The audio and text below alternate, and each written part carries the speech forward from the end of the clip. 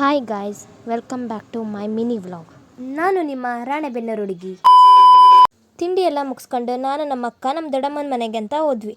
ಮನೆ ಹತ್ರ ಸೋಮನಾಥೇಶ್ವರದಿಂದ ಪೀಟ್ಲಿಂಗು ತರಿಸಿದ್ರಂತೆ. ಕೈ ಮುಗಿಯೋಕ್ಕಂತ ಹೋದ್ವಿ. ಕೈ ಮುಕ್ಕೊಂಡು ವಾಪಸ್ಸು ಮನೆಗೆ ಬರ್ಬೇಕಾದ್ರೆ ತುಂಬ ಬಿಸಿಲಿತ್ತು.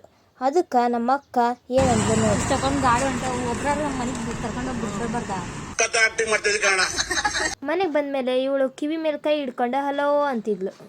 ಅಣ್ಣ ಇನ್ನು ಏನೋ ಬೇಕಣ್ಣ. ಆಮೇಲೆ ಕೇರ ಮಾಡಾಕತ್ತಿದ್ವಿ. ಅಕ್ಕಿ ನೋಡಿದ್ರೆ ಕಾಣನಾಕತ್ತಿದ್ದಿಲ್ಲ.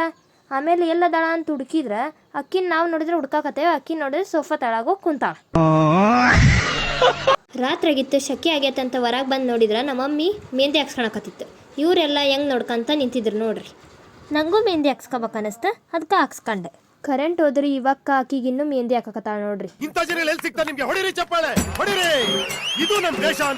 ಎಲ್ಲರೂ ಅವ್ರವ್ರ ಮನ್ಯಾಗ ಊಟ ಮಾಡ್ಕೊಂಡು ಬಂದ್ರು. ನಾವು ಊಟ ಮಾಡ್ಕೊಂಡು ವಾಕಿಂಗ್ ಅಂತಂದು ರೈಲ್ವೆ ಸ್ಟೇಷನ್ ಮಟ್ಟ ಬಂದ್ವಿ. ಹಂಗೆ ಟ್ರೈನ್ ನೋಡ್ಕೊಂಡು ಮನೆಗೆ ಹೋದ್ವಿ. ಇದಾಗಿತ್ತು ನೋಡ್ರಿ ಇವತ್ತಿನ ನಂದು ಮಿನಿ ವ್ಲಾಗ್.